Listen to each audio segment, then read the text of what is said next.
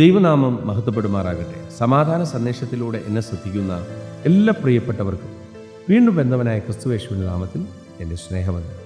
റോമാലേഖനം 8-ാം അധ്യായം അതിൻ്റെ 5-ാമത്തെ വാക്യം, ജഡസ്വഭാവമുള്ളവർ ജഡത്തിനുള്ളതും ആത്മസ്വഭാവമുള്ളവർ ആത്മാവിനുള്ളതും ചിന്തിക്കുന്നു. ജഡത്തിൻ്റെ ചിന്ത മരണം, ആത്മാവിൻ്റെ ചിന്തയോ ജീവനും സമാധാനവും തന്നെ. അപ്പോസ്തലൻ റോമാസഭയോട് സംസാരിക്കുകയാണ് പരിശുദ്ധാത്മാവിൽ. അപ്പോൾ തന്നെ നമ്മളോട് പറയുന്നു, ജഡസ്വഭാവമുള്ളവർ ജഡത്തിനുള്ളതും ആത്മസ്വഭാവമുള്ളവർ ആത്മാവിനുള്ളതും ചിന്തിക്കുന്നു. ചിന്തയെക്കുറിച്ച് പറയുകയാണ് പ്രിയരെ. നമ്മുടെ ചിന്തയാണ് നമ്മളെ പാപത്തിലേക്ക് കൊണ്ടുപോകുന്നത്.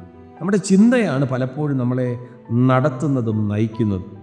വേണമെങ്കിൽ നമുക്ക് ജഡത്തിനുള്ളത് ചിന്തിക്കാം, മനഃപൂർവ്വമായിട്ട് ചിന്തിക്കാം. വേണമെങ്കിൽ നമുക്ക് ആത്മാവിനുള്ളതും ചിന്തിക്കാം. ജഡത്തിൻ്റെ സന്തോഷത്തിന് വേണ്ടി ചിന്തിച്ചാൽ വചനം പറയുന്നു, നമ്മൾ മരണത്തിലേക്ക് പ്രവേശിക്കും. ജഡത്തിന് ഇഷ്ടമുള്ളത് നമ്മൾ ചെയ്താൽ മരണത്തിലോട്ട് പോകും. എന്നാൽ ആത്മാവിന് ഇഷ്ടമുള്ളത് ചിന്തിച്ചാൽ ആത്മാവിൻ്റെ ചിന്തയോ ജീവനും സമാധാനവും തന്നെ. അപ്പോൾ നമ്മൾ ആത്മാവിന് ഇഷ്ടമുള്ളത് ചിന്തിച്ചാൽ നമുക്ക് ജീവനും ഉണ്ടാകും, സമാധാനവും ഉണ്ടാകും. നമ്മുടെ ജീവിതത്തിനകത്ത് നമുക്ക് ഈ രണ്ട് രീതിയിൽ ഏത് വേണോ തിരഞ്ഞെടുക്കാം. പ്രഭാതത്തിൽ എഴുന്നേൽക്കുന്ന സമയം മുതൽ രാത്രി ഭവനത്തിൽ മടങ്ങി വന്ന് ഉറക്കത്തിലേക്ക് പ്രവേശിക്കുന്നത് വരെ വിവിധ സാഹചര്യങ്ങളിൽ സഞ്ചരിക്കുന്നവരാണ്. നമുക്ക് എന്തു വേണോ തീരുമാനിക്കാം. ദാവീദ് തൻ്റെ ജീവിതത്തിനകത്ത് പറയുന്നുണ്ട്, ഞാൻ എൻ്റെ യഹോവയെ എപ്പോഴും എൻ്റെ മുമ്പിൽ വെച്ചിരിക്കുന്നു. കാരണം എന്താണ്?